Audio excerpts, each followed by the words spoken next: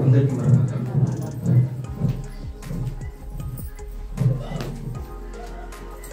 అందరికీ ముందుగా నూతన సంవత్సర శుభాకాంక్షలు.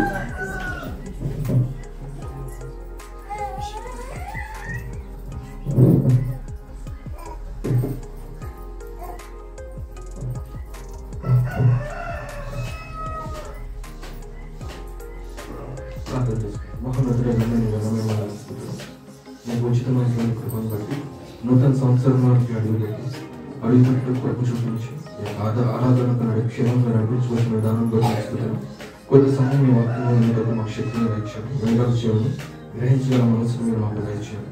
మీ ఆత్మతో ప్రతి ఒక్కరిని నింపి అభిషేకించిన దేవా, గత కాలం అంతా కాచి కాపాడిన దేవా, ఈ యొక్క నూతన సంవత్సరంలో దేవ యొక్క సంవత్సరానికి తగినటువంటి దీవెనలు తగిన సిద్ధపాటు మీరు మాకు దయచేయమని అడుగుతున్నారు. మాకు తగినటువంటి దేవ వర్తమానం మీరు మాకు దయచేయము. మీ ఆత్మతో నింపి మీరే మహిమ పొందుతామని అడుగుతున్నాం. నేను ప్రతి ఒక్కరిని కనపరచండి, ఆదరించి దీవించి తోడుకుండా నడిపించి మీరే మహిమ పొందుకోవాలి. యేసు నామం అడుగుతున్నాము తండ్రి. ప్రభు నామమున మీ పిల్లలకు కృపా సమాధానములు కలుగును గాక. నూతన సంవత్సరం అనగానే మనకు మిగతా రోజుల కంటే ఎక్కడ లేని సంతోషము, ఎక్కడ లేని హుషారు మనకి కలుగుతాం.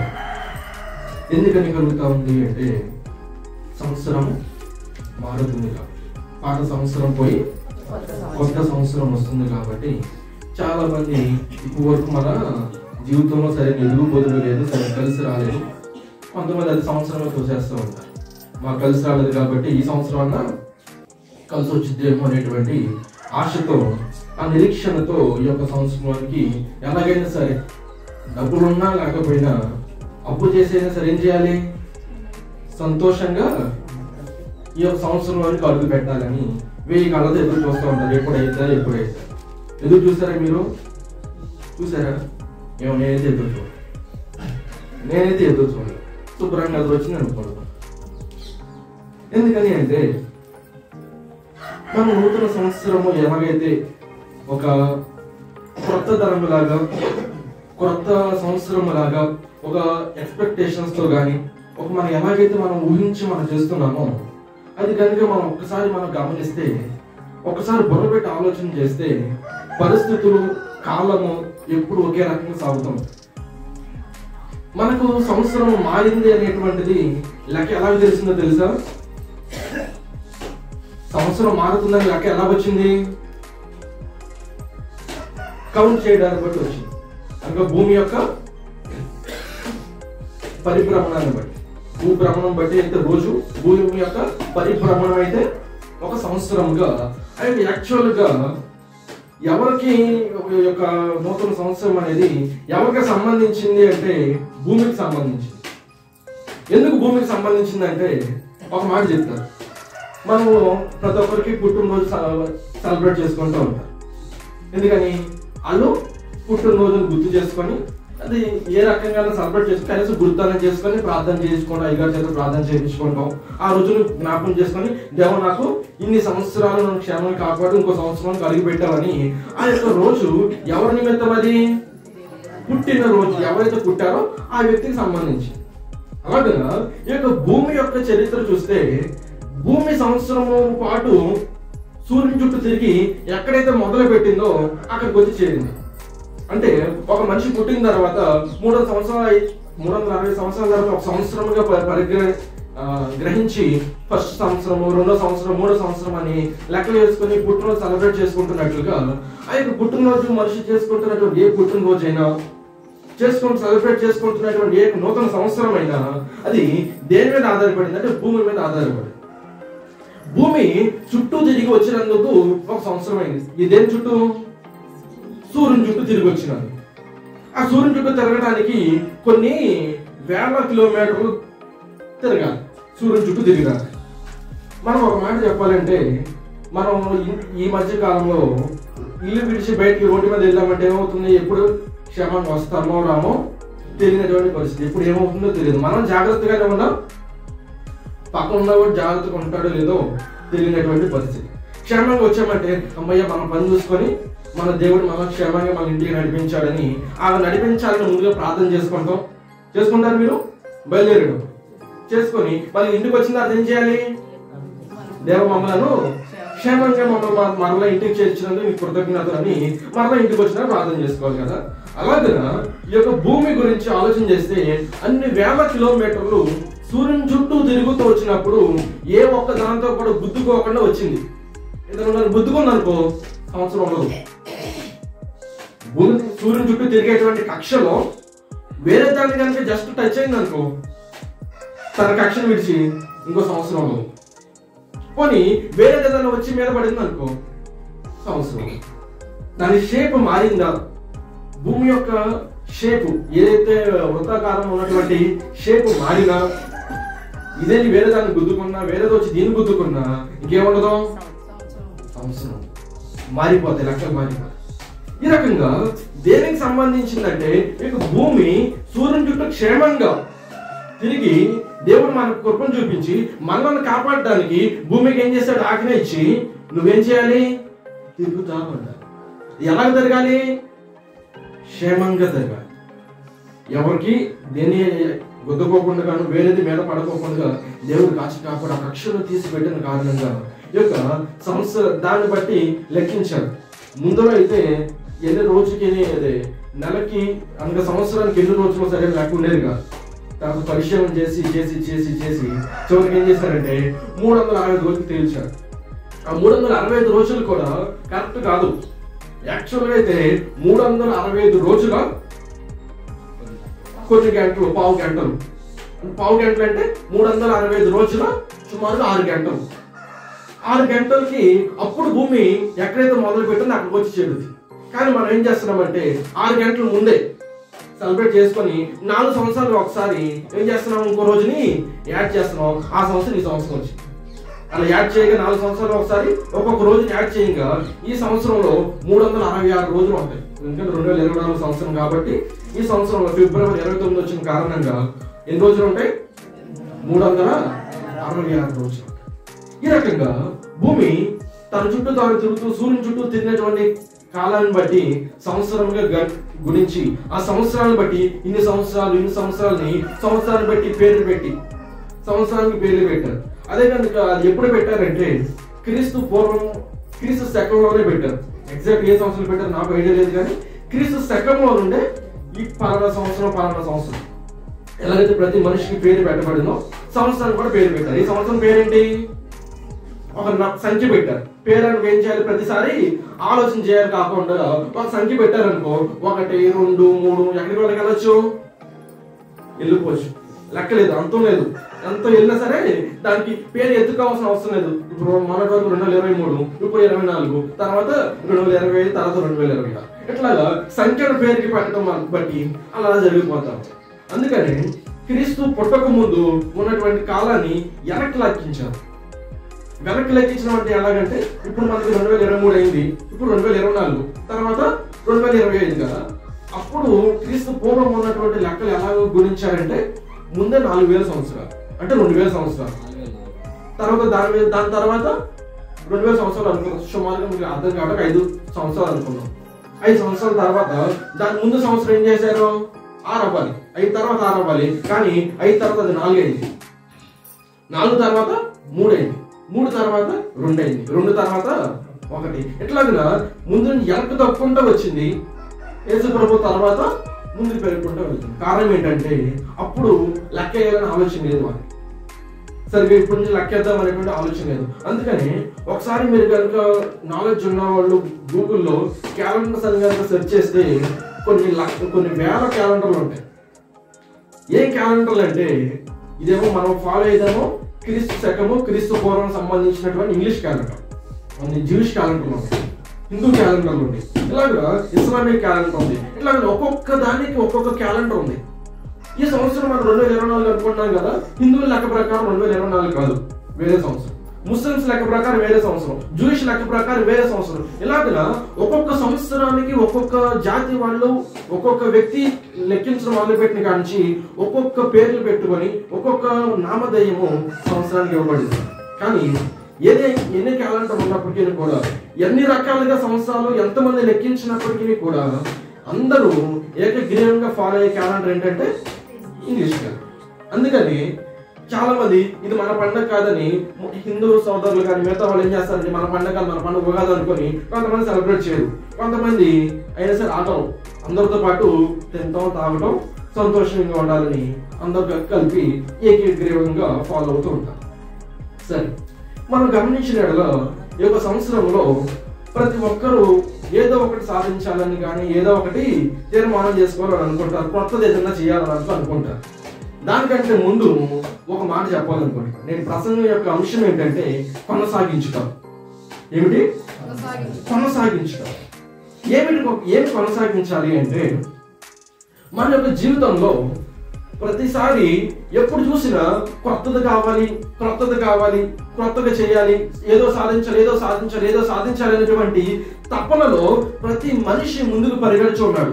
ఇప్పుడున్న నాకు చాలా ఇంకెక్కువ శాలరీ కావాలి, ఇప్పుడున్న జాబ్ కాదు ఇంకా పై జాబ్ కావాలి, ఇప్పుడున్న పని కాదు ఇంకా ఎక్కువ డబ్బు కావాలని ఈ రకంగా ఉన్న దాంతో తృప్తి పడేటువంటి విధానం కాకుండా ఇంకా ఇంకా ఇంకా కావాలి అనే ఉద్దేశంలో అనేక రకాలుగా మనిషి ప్రయత్నం చేస్తున్నాడు. అవునా కదా? ఉన్నదాంతో తృప్తి మనిషికి లేదు, ఇంకా సాధించాలి, ఇంకా ఏదో చేయాలి, ఇంకా వేరే బిజినెస్ పెట్టాలి, ఇంక వేరే పని పెట్టాలి, ఇంక వేరే చోటుకి వెళ్ళాలి, అక్కడికి వెళ్ళాలి, ఇక్కడికి వెళ్ళాలి, మన జీవితం బాగుండాలి, మన కుటుంబం క్షేమంగా ఉండాలంటే ఇంకే పని చేయాలి, ఏం చేయాలి అన్నట్లుగా ప్రతి మనిషి ఇంకేం చేయాలని అనుకుంటూనే జీవిస్తాడు. కానీ గమనించిన విషయం ఒకటి ఉంది, ఏంటంటే మనము ఏం చేస్తున్నాము, ఏం చేస్తూ ఇప్పటి వరకు వచ్చాము, ఏ పనులు చేస్తూ ఇంతకాలం మనం జీవిస్తున్నాము అనేటువంటి యొక్క ఆలోచించే వాళ్ళు కొంతమంది. అంటే ఏ రకంగా అంటే ప్రతి మనిషి కూడా దేవుని ఉద్దేశంలో కలగజేసినప్పుడు, దేవుడు కలగజేసినటువంటి ప్రతి మనిషిలో కొన్ని మంచి లక్షణాలు పెట్టాడు. ప్రతి మనిషిలో ఒక మంచి క్యాలిబర్ ఉంటుంది, అంటే మంచి టాలెంట్స్ ఉంటాయి. ప్రతి మనిషికి ఏదో ఒక టాలెంట్ దేవుడు ఇస్తాడు. ఆ యొక్క టాలెంట్ ని గుర్తించి దాన్ని వాడుకునే వాళ్ళు కొద్దిమంది. చాలా మంది ఏం చేస్తారంటే దాన్ని గ్రహించలేరు. వారికి ఉన్నటువంటి టాలెంట్ ఏంటో, వారికి ఉన్నటువంటి పరిస్థితి గ్రహించుకోరు, అలాగే వెళ్ళిపోతూ ఉంటారు. ఎలాగంటే గొర్రెల్లాగా, ఒక గొర్రెలు ఎలాగైతే మందగా వెళ్ళిపోతూ ఉంటాయి అలాగా తన యొక్క స్వభావాన్ని, తన యొక్క లక్షణాన్ని, తన యొక్క టాలెంట్ ని గుర్తించి దాన్ని ఫాలో అయ్యేవాళ్ళు తక్కువ. ఈ రకంగా ఎవరైతే తమలో ఏమున్నది ఒక్కసారి ఆలోచన చేసుకొని ఎప్పుడు మనం ముందుకెళ్ళాలి అనేటువంటి ఆలోచనలో మంచిదే, కానీ ఒక్క నిమిషము ఆగి ఆలోచించాలి. ఏం ఆలోచించాలంటే మనం ఏమి కలిగి ఉన్నాం, వాట్ డూ వీ హ్యావ్, అంటే మనం కలిగి ఉన్నది ఏమిటి అని దానిని బట్టి మనం ఆలోచించే ప్రయత్నం చేయాలి. అది ఎవరు చేస్తారంటే బిజినెస్ మ్యాన్ చేస్తారు.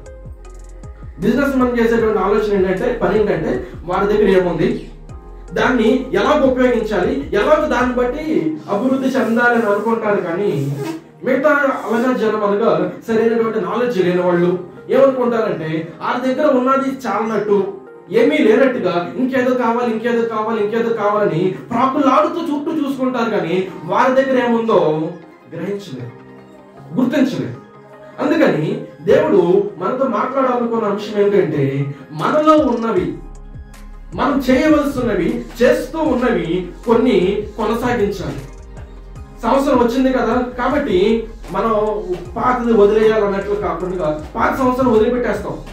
ఎందుకంటే అది గతం అయిపోయింది కాబట్టి కొత్త సంవత్సరంలోకి వచ్చి ఇంకంత కొత్తగా ఫ్రెష్ అని మన మైండ్ ని ఆ యొక్క ముందుకి ఫార్వర్డ్ తీసుకెళ్ళాలి కరెక్టే. కానీ ఒక్కసారి ఆలోచించి మన గతం ఏం కలిగి ఉన్నాం, ఏమి కలిగి ఉన్నాము, వేటిని కొనసాగించాలి, ఏ పనులను చేయాలి, వేటిని ఆలోచన చేసి వేటిని ఆపివేసుకోవాలి అనేటువంటి ఒక ఆలోచన ప్రతి ఒక్కరూ ఈ దినాన్ని ఆలోచన చేసుకోవాలి. ఎందుకంటే ఫ్రెష్ గా కొత్త క్యాలెండర్ వస్తుంది, ఇంట్లోకి కొత్త రోజులు వస్తున్నాయి. కాబట్టి మనం దేవుడు ఇచ్చినటువంటి కొత్త సంవత్సరంలో దేవుడు మనకి ఇచ్చినటువంటి ఏ టాలెంట్స్ ని, దేవుడు మనకి ఇచ్చినటువంటి ఏ గొప్ప వరాలను, దేవుడు మనకి ఇస్తున్నటువంటి దేవుని పట్ల మనం చేస్తున్నటువంటి ఏ కార్యాలైతే ఉన్నాయో వాటిని ఏ రకంగా కొనసాగించాలి, వేటిని కొనసాగించాలో నేర్చుకునే ప్రయత్నం చేద్దాం. ఒకసారి మనం చూసిన ఆమోసు గ్రంథము 5వ అధ్యాయము 14వ వచనం.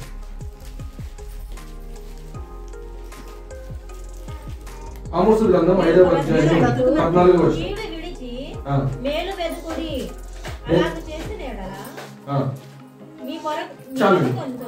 అలాగ చేసిన ఎడల మీరు అనుకుని చొప్పున దేవుడును సైన్యములకు అధిపత్యునకు యెహోవా మీకు తోడుగా నుండును.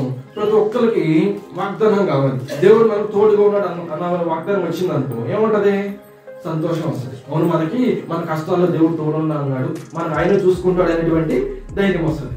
ఆ ధైర్యాన్ని మనం కలిగి ఉండి దాన్ని కొనసాగించాలంటే ఏం చేయాలంట?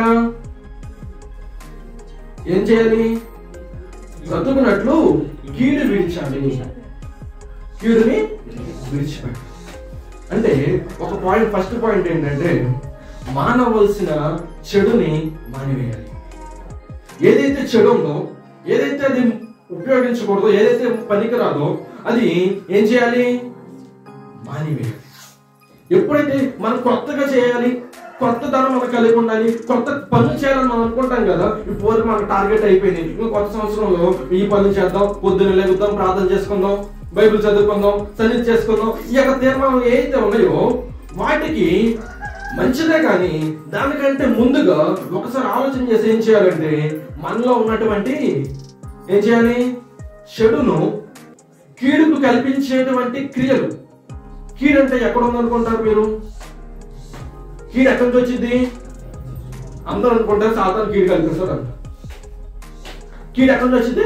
సాతాను వాళ్ళ దగ్గర నుంచి వచ్చిందంట. వాడు కీడుకు కారకుడే, చెడుకు వాడు కారకుడే, కానీ ఎప్పటి వరకు వాడికి సంబంధం లేదంటే నీ దగ్గర విషయం ఉన్నంత వరకు వాడేం చేయలేడు. కీడు బయట నుంచి ఎక్కడో వచ్చి పడిపోయేది కాదు. మనము సంధిస్తే మన క్రియల ద్వారానో, మన యొక్క ఆలోచన ద్వారానో, మన యొక్క తలంపుల ద్వారానో మన చిన్న సంధిస్తే వాడు వచ్చి కూర్చుంటాడు, అప్పుడు మనకి కీడు వచ్చింది. అర్థమైందా? అంతేగాని అందుకే దేవుడు సృష్టిని కళ చేసి ఆదాము పెట్టిన తర్వాత పాపం ఎవరి ద్వారా వచ్చింది? స్త్రీ ఇచ్చినటువంటి చోటును బట్టి, అవకాశాన్ని బట్టి వచ్చింది. అది అవకాశం ఇవ్వకపోతే చెడు వచ్చేది, కీడు ఉండేది కాదు, క్షేమంగా ఉండేది లోకం. ఎప్పుడైతే అవకాశము మనుషులు దొరుకుతుందో, చెడుకి, పాపానికి అవకాశం దొరికినప్పుడు అప్పుడు వచ్చి పడుతుంది కీడు. మనం దేనికి భయపడతామంటే వచ్చిన కీడుకి భయపడతాం తప్ప దానికి మూలము మనలోనే ఉంది అని ఏం చేయలేము. మనలో ఆ మూలాన్ని తొలగించేసుకుంటే ఆ కీడు ఏమైపోద్ది? ఆటోమేటిక్ గా పోయింది. ఎందుకంటే మన మూలంలో ఉన్నటువంటి చెడు తొలగించుకున్నాడు.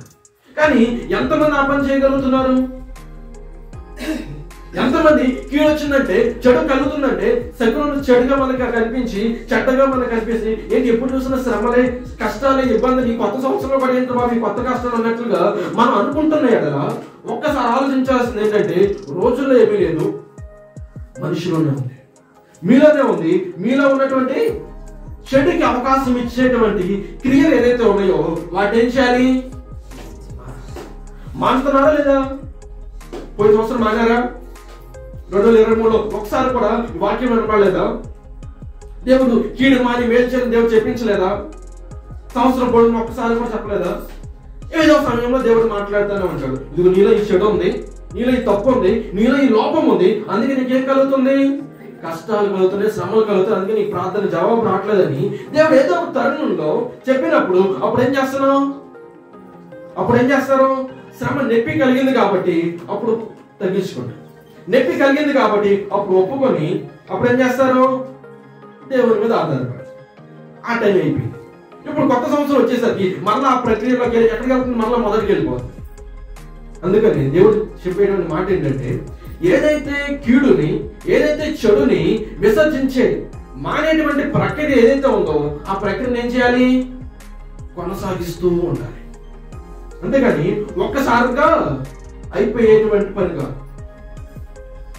ఒక్కసారిగా ఏమవుదో ప్రక్రియ అయిపోదు. ఎందుకంటే ఒక్కసారిగా పాపంతో నిండిపోయిన, ఒక మాట చెప్పాలంటే స్పాంజ్ ఉంది. మీకు అందరూ పనులు చేసేవాళ్ళు మీకు అర్థమైంది. స్పాంజ్ని సిమెంట్ తో కొట్టిన తర్వాత అదంతా ఏమైపోద్ది? తుడిసిన తర్వాత సిమెంట్ అయిపోయి మట్టి మట్టిగా అయిపోయింది. బాగా మట్టిగా అయిపోయింది కదా, అది ఒక్కసారి నీళ్ళ ముంచి లేకపోతే క్లీన్ అయిపోద్దా? ఫ్రెష్గా ఉన్నప్పుడు ఎర్రగా తెల్లగా ఎట్లాగైతే ఉంటుందో నిగనగలాడదా అట్లాగ అయిపోద్దా? ఎందుకని అవుతాం? అది పట్టినటువంటి మురికి ఒక్కసారి వదిలిస్తే వదలదు. అలాగని అనేక సార్లు వదిలించిన ఎప్పుడుకో ఇంకే పని చేయకోకుండా మళ్ళీ మురికి అంటించుకోకుండా రుద్దితే అప్పుడు ఏమవుతుంది? కొద్ది గొప్ప కవర్ కావచ్చు, కొద్ది గొప్ప మురికిపోవచ్చు. అర్థమైందా? ఇదే క్రమంలో ప్రతి మనిషి పాపం చేత పట్టబడి పాపంలోనే పుట్టి పాపంలోనే పెరిగి పాపమే నాకు కావాలని ఆ ఆలోచన దృక్పథంలోనే జీవిస్తూ ఎటు చూసినా పాపమే. ఏ రోజు పాపం, ఈ రోజు నేను పాపం చేయలేదు, పాపం నా జోలికి రాలేదు అన్నవాళ్ళు ఎవరు ఉంటారా? ఎప్పుడు పాపం వచ్చి పడతా ఉంటుంది కదా, పాపాన్ని ఆకర్షించుకుంటూ మన జీవితం ఉంటుంది కదా. అటువంటి జీవితంలో ఒక్కసారి అయ్యా నా పాపాలను క్షమించు, ఒక్కసారి ప్రభు సన్నిధికి వచ్చి కన్నీరు కార్చి ఇవాళ నేను నా చెడుని మానేస్తాను, నా చెడుతనాన్ని నేను వదిలిపెట్టేస్తానని ఒక్కసారి ప్రార్థన చేస్తే ఊరుకున్న మురికి మొత్తం పోయిద్దా? ఏం చేయాలి? ఒకసారి పోయినా మన దేవుడు శక్తిమంతుడు కాబట్టి మన యొక్క పాపాలను తొలగించి వేసి పరిశుద్ధంగా మార్చినంత మాత్రాన మరలా ఆ అలవాటును ఏం చేసుకోవాలి? తప్పించాలిగా. ఏ అలవాటు? మరలా పాపాన్ని ఆకర్షించిన అలవాటు, మరలా చెడులు పడిపోయేటువంటి అలవాటు నుండి ఏమవ్వాలి? తప్పించబడుతున్నామా? పరిశుద్ధులకు వస్తున్నాం, దేవుని మందిరానికి వస్తున్నాం, పాపంతో వస్తున్నాం, ఆయన మందిరం ఆయన ఆరాధన ఏం చేస్తున్నాం? అయ్యా మా పాపాలు క్షమించాలి అయ్యగారు ప్రార్థన ప్రకటించగా దేవుడి యొక్క కృపను బట్టి మన పాపాలు దేవుడు చెప్పినట్టుగా నోటితో ఒప్పుకొని హృదయంతో ఆయన అంగీకరించడానికి మన పాపాలు ఏం చేస్తాడు? క్షమిస్తాడు. అలా క్షమించబడినటువంటి పాపము మరలా మన మీదకి రాకుండా జాగ్రత్త పడుతున్నామా? లేదు. జాగ్రత్త పడకపోతే మరలా ఏమైపోతుంది? మరలా పాపంలో పడిపోతుంది. అలా మరలా పాపంలో పడిపోతుంటే అప్పుడు మరలా ఏం చేయాలి? చెడు నుండి విడిపించుకోవడానికి మరలా కీడు నుండి బయటికి రావడానికి ప్రాధాన్యపడాలి. అదే కీడుని పడవాలి. కీడుని కలిగించేటువంటి కీడుకు తగినటువంటి కారణాలు ఏదైతే ఉన్నాయో అవి మనలో నుండి ఏం చేసుకోవాలి? తొలగించేసుకోవాలి. అందుకని కీర్తనకారుడు కూడా అదే మాట చెప్తున్నాడు. కీర్తనకారుడు 34 కీర్తనలో 13, 14 వచ్చిన 12 వర్షం 12, 13, 14 కీర్తన గ్రంథం 34 కీర్తన. బ్రతుకు కోరువాడు ఎవడైనా ఉన్నాడా? మేలు నొందుచు అనేక దినములు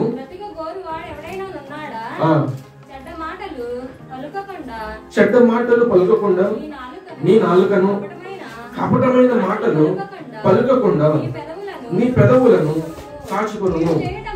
కీడు చేయడం అని మేలు చేయుము, సమాధానం వెతికి దాని వెంటాడము. తర్వాత 37వ కీర్తన కూడా 27వ వచనం. కీడు చేయటం అని మేలు చేయుము, అప్పుడు నీవు నిత్యము నిలుచుదు. చూసారా, దేవుడు తన వాక్యం ద్వారా ఎంత స్పష్టంగా మాట్లాడుతున్నాడు.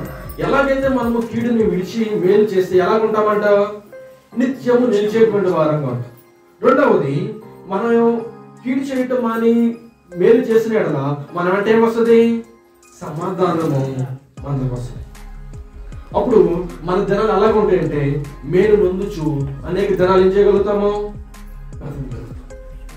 అనేక దినాల్లో బ్రతకడం అంటే ఈ లోకంలో అనుకోవచ్చు. ఈ లోకంలో కూడా మంచిగా ఉంటే బ్రతకగలుగుతాం, కానీ ఈ లోకం కంటే ముఖ్యంగా పరలోకం మనకు ద్వారం తెరిచి ఉంటుంది. ఎందుకంటే మనం ఎప్పుడైతే దేవుడు చెప్పినట్లుగా కీడుని విసర్జించి మేలు చేసి, అందుకే దాదాపు ఒక మాట, కీడును చేస్తున్నటువంటి కీడుని విడిచిపెట్టి మేలును చేసేటువంటి యొక్క గుణము ఎప్పుడు చూసినా కీడుని విడిచిపెట్టడము, మేలునే చేయాలనేటువంటి తపన అనేటువంటి పనిగా పెట్టుకున్నటువంటి వారికి ఏముంటదంట? పరలోకంలో స్థానం ఉంటుంది.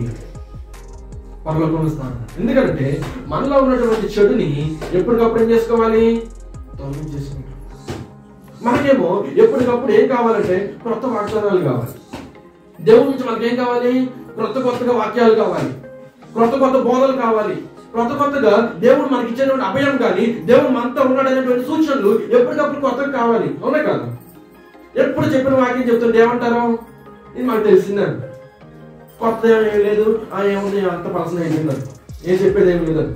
కానీ గమనించవలసిన అంశం ఏంటంటే ఎప్పుడు మనకి కొత్తది కావాలి, కొత్త బోధ కావాలి, బాగా చెప్పేవాళ్ళు కావాలి అని ఎప్పుడు దేవుడి నుంచి మనకి వాక్యం కావాలి వాక్యం కావాలి వాక్యం కావాలి అనుకుంటున్నాం, బాగానే ఉంది. దానికంటే ముందు ఏదైతే మనలో ఉందో ఆ కీడుని ఏం చేసుకోవాలి?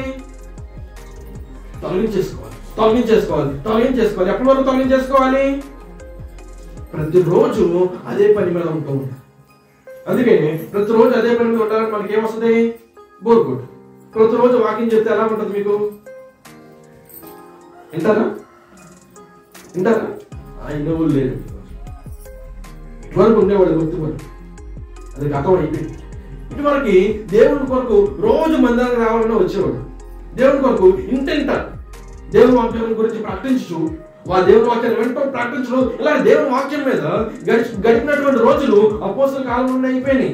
ఇంకా తర్వాత ఏమైందంటే వారానికి ఒక రోజు రావడం, లేదా వారానికి 2 రోజులు రావడం, అంతే చాలు. కొంతమంది 2 రోజు కూడా రాదు, వారానికి ఒకసారి చాలు. ఇంకొంతమంది అయితే వారానికి ఒకసారి కూడా రాదు, పండుగలకి మాత్రమే వస్తారు. వాళ్ళకి ఏం కావాలంటే మా బ్రతుకు మాకు కావాలి, దేవుడు మాకు ఇస్తానంటే ఇస్తే ఇవ్వనాయి. మా కొరకు వేరే వాళ్ళు ప్రార్థన చేస్తారు, అయ్యగారు ఉన్నారు ప్రార్థన చేస్తారు, లేకపోతే ఇంటి ఆవిడ ఉంది, పిల్లలు ఉన్నారు, వాళ్ళు ఉన్నారు, వీళ్ళు ఉన్నారు అనుకొని వాళ్ళ మీద ఏళ్ళ మీద నెట్టేసి వీళ్ళు దేవుని దగ్గరికి. ఎప్పుడైతే దేవుని వాక్యం మన దగ్గర రాకోకుండా ఉంటే, వాక్యం మనల్ని గద్దించుకోకుండా ఉంటే, మనలో ఉన్నటువంటి చెడు మారుద్దా? చెడు పోయిద్దా? చెడు పోకపోతే, ఆ కీడు కనుక పోకపోతే మేలు కలుగుద్దా? మనకేం మేలు కావాలి, దేవుని వాగ్దానాలు కావాలి, దేవుని కార్యాలు కావాలి. మనలో మాత్రం ఏం చెయ్యం? దేవునికి ఇష్టం కాదు, కీడు మాత్రం, చెడుని మాత్రం మనలో నుండి తొలగించు. అలా ఉంటే దేవుడు మన జీవితంలో ఎలా కార్యం జరిగిస్తాడు? అలాగే ఉంటే గతంలో ఎలాగైతే జరిగిందో వచ్చే సంవత్సరం కూడా అలాగే ఉంటుంది. ఏదో మొదటి రోజు వచ్చాం మనం 2024 మొదటి రోజు మనం ఎన్నో ఆశలతో వస్తాం. దేవుడు మనకి మంచి వాగ్దానం ఇస్తాడు, మన కుటుంబానికి మంచి ఆశీర్వాదాలు ఇస్తాడని ఎంతో ఆశతో మనం వస్తున్నామే. కానీ దేవుడు గుర్తు చేసేది ఏంటంటే, అబ్బాయి నేను నీకు ఇవ్వాలనుకుంటున్నాను, నీకు నేను బహుమతులు తేవాలని అనుకున్నాను, కానీ నువ్వేం చేసావు? నీలో ఉన్న చెడుని, కీడుని నువ్వు తొలగించుకోకుండా ఉంటే తెచ్చి నువ్వు కూడా ఎలాగిస్తాడు? ఒక మాట చెప్పడం, ఒక చిన్న స్టోరీ చెప్తా. అది ఒక యేసు ప్రభుని ఇష్టం లేనటువంటి దేశంలో కొంతమంది 10 మంది వ్యక్తులు పట్టుకొని చంపేయడానికి ఇష్టపడ్డారు. చంపేయడానికి తీర్మానం చేశారు. మొత్తం అందరం మనసుపెట్టి చంపేయడానికి మోసకొంత కోసేయడానికి. కనుక యేసు ప్రభు అంటే నీకు ఇష్టం కాబట్టి నువ్వు ఆయన వదలట్లేదు కాబట్టి మేము నిన్ను చంపేస్తా ఉన్నారు. వాళ్ళు చివరికి తెగించారు. చివరికి ఆ పట్టు 10 మంది మిగిలి చివరికి ఏం చేశారంటే మేము చావడానికైనా సిద్ధమా అన్నారు. అప్పుడు ప్రతి ఒక్కరి దగ్గర కత్తి పెట్టి చివరి నిమిషం అవకాశం ఇస్తున్నారు. ఇప్పుడు నువ్వు యేసు ప్రభుని మానేస్తాను, ఆయన దగ్గర నేను వెళ్ళను, ఆయన ద్వేషిస్తాను, ఆయనకి నాకు సంబంధం లేదని ఇప్పుడు ఒక మాట చెప్తే నువ్వు బ్రతికిపోతావని అవకాశం ఇచ్చారు. అలాగే అవకాశం ఇస్తే మొదటోడు అవకాశం తీసుకోవాలి. నేను దేవుని కొరకు నేను చచ్చిపోయినా చావని నేను చేస్తాను, కానీ ఆయన అంటే నాకు ఎంతో ఇష్టమని ప్రాణాన్ని తెగించాడు, చంపేశారు. 2వ వాడికి అలాగే అవకాశం ఇచ్చారు, 3వ వాడికి అవకాశం ఇచ్చారు, అలాగే 9 మంది అవకాశం ఇచ్చారు. ఆ 9 మంది చంపేశారు, చచ్చిపోయారు. 10వ వాడు ఒకడున్నాడు.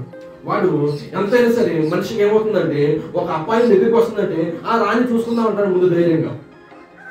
ఒకసారి ధైర్యంగా ఉంటాడు, 2వసారి ధైర్యంగా ఉంటాడు, 3వసారి ధైర్యంగా ఉంటాడు. అలా ప్రతిసారి ధైర్యంగా ఉండాలంటే ఏదో టైం ఏమైపోతాడు? బలహీన పడిపోతాడు. ఆ బలహీన పడిపోయి చివరికి 9 మంది చావులు చూసేసరికి మనోడు ఎక్కడైనా భయం వచ్చేసి ఇప్పుడు నేను యేసు ప్రభువుని నేను నమ్మాలని చెప్పి తప్పించేసుకున్నాడు. అలా తప్పించేసుకుంటే అప్పుడు ఆ ఎవరైతే సైనికుడు ఒకటి చెబుతున్నాడో, ఆ 9 మందిని చెబుతున్నట్టు ఆ సైనికులు అప్పటికప్పుడు ఒక సైనికుడు ఏమంటున్నాడంటే, నేను యేసు ప్రభువుని నేను అంగీకరిస్తున్నాను అన్నాడు. 9 మందిని ఇప్పుడు నీ కళ్ళ ముందే నువ్వే 9 మందిని చంపేశావు, ఇప్పుడు నీకు రోజులు గడువు పడేమో, నిన్ను కూడా ఇప్పుడు చంపేస్తా ఉన్నారు మిగతా వాళ్ళు. నువ్వు మాత్రం ఊరుకుంటావే, నువ్వు ఎంత సైనికుడు అయితే మాత్రం, నీకు అంత అధికారం ఉంటే మాత్రం వాళ్ళకి న్యాయం, నీకు అదే న్యాయం, నిన్ను చంపేస్తా ఉంటాను. చంపేసుకోండి, నేనేమి భయపడ్డాను. ఎందుకు ఆ ధైర్యం వచ్చింది ఏంటి అని రీజన్ అడిగితే తను చెప్పిన మాట ఏంటంటే, వీళ్ళు ఎప్పుడైతే మనం వీళ్ళందరూ చంపేయడానికి ఇష్టపడ్డామో పరలోకంలో దేవుడు నీతి కిరీటాలతో దర్శనంలో కనిపిస్తున్నాడు. ఆకాశంలో కనిపిస్తుంది ఈ వ్యక్తికి. ఆ వ్యక్తి ఎవరైతే ఇక్కడ చంపేస్తున్నామో దేవుడు అక్కడ కిరీటం ఇస్తున్నాడు. చంపేసి ఇక్కడ చచ్చిపోతున్నాడు, ప్రాణకలం కొట్టి చచ్చిపోతున్నాడు. అక్కడేమో దేవుడి సన్నిధిలో సంతోషంగా కిరీటం పెట్టుకుని ఉన్నాడు. ఆ దర్శనం కనిపిస్తుంది. అక్కడ ఎన్ని ఉన్నాయంటే 10 ఉన్నాయి. ఎందుకంటే 10 మంది చచ్చిపోతున్నారు, 10 మంది ఇష్టపడ్డారు దేవుని కొరకు, 10 కిరీటాలు ఉంటాయి. అప్పుడు వరుసగా 9 మంది అయిపోయింది, అక్కడ ఒకటే ఉంది. ఇక్కడేమో చివరి ఏం చేశాడు? హ్యాండ్ ఇచ్చాడు. చివరి నిమిషంలో అమ్మో నాకు ప్రాణం మీద తీపుతో ఆ భయంతో భయపడిపోయి ఏం చేశాడంటే వెనక్కి జంకాడు. అప్పుడు ఆ సైనికుడు అంటాడు, నాకు ఇక్కడ ఎంత సంతోషంగా పెడితే నాకంటే అక్కడ ఎంతో సంతోషంగా వాళ్ళు జీవిస్తున్నారు, నాకు ఆ సంతోషం కావాలి, మీరు చంపేస్తారని చంపేసాడు అన్నాడు. చంపేశారు, వెళ్ళిపోయాడు. ఈ విషయం నేను ఎందుకు చెప్తున్నానంటే, దేవుడు మన వరకు తీసుకొచ్చిన బహుమానం ఉన్నప్పటికీ కూడా మన మీద ప్రేమతో మనకి ఎంత రక్షణ కల్పించినా, పరలోక భాగ్యం నీకు ఇస్తానని చెప్పినా, మన కుటుంబంలో ఉన్నటువంటి కష్టాలు శ్రమ మనం చెప్పినప్పుడు నేనున్నానమ్మా, నేను నీకు తోడుగా ఉంటాను అని ధైర్యం చెప్పి ఎంతగా బలపరిచినా, మనలో ఉన్నటువంటి ఆ యొక్క చెడుని దేవునికి ఇష్టం లేని యొక్క పరిస్థితి నుండి మన కనుక తొలగిపోకుండా మనం అలాగే నిలబడ్డాం అనుకో, తెచ్చింది కూడా ఏం చేస్తాడు, మనం ఎవరికైనా ఇష్టమైన వాళ్ళు గిఫ్ట్ తీసుకెళ్ళాం, మనం వాళ్ళు ప్రేమించాం కాబట్టి గిఫ్ట్ తీసుకెళ్ళాం అనుకున్నాం. అప్పటి వరకు ప్రేమించి అప్పుడే బాగా బాధ పెట్టారు అనుకో, ముందు వరకు నన్ను ప్రేమించావు కదా అని గిఫ్ట్ ఇస్తావా? ఏం చేస్తావు? ముందు వరకు ప్రేమే ఉంది, కానీ అప్పుడు ఎప్పుడైనా పెద్ద గొడవ అయ్యి పెద్దగా కోపము ద్వేషం వచ్చినప్పుడు తెచ్చిన గిఫ్ట్ కూడా జేబు పెట్టుకెళ్ళిపోతుంది. అప్పుడు అంటావు, నేను ఎంతో ప్రేమించాను కాబట్టి నీకు ఈ బహుమానం తెచ్చాను, ఇప్పటి వరకు బాగానే నటించావు, నువ్వు ఇంకొద్దిసేపు నటించి నీకు ఇచ్చేసి ఉంటారేమో, కానీ చివరి నిమిషం నువ్వేమయ్యావు, బయటపడ్డావు, నేను నీకు ఇవ్వను అని చెప్పి జేబులో పెట్టుకెళ్ళిపోతావు. అవునా కదా?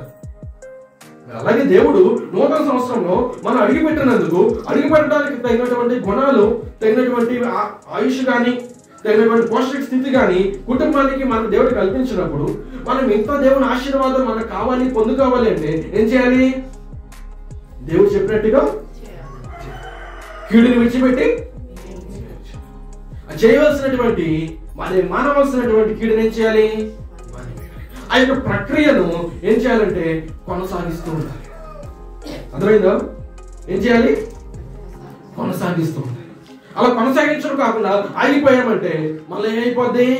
పాపము పేరుకుపోద్ది, పేరుకుపోయి పేరుకుపోయి పేరుకుపోయి చివరికి ఎక్కడికి వెళ్ళిపోద్ది పరిస్థితి?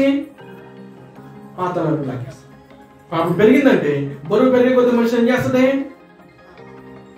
తల మీద బరువు పెరిగేసరికి మనిషి నెట్టాలని నిలబడగలుగుతాడా? ఏమవుతాడు?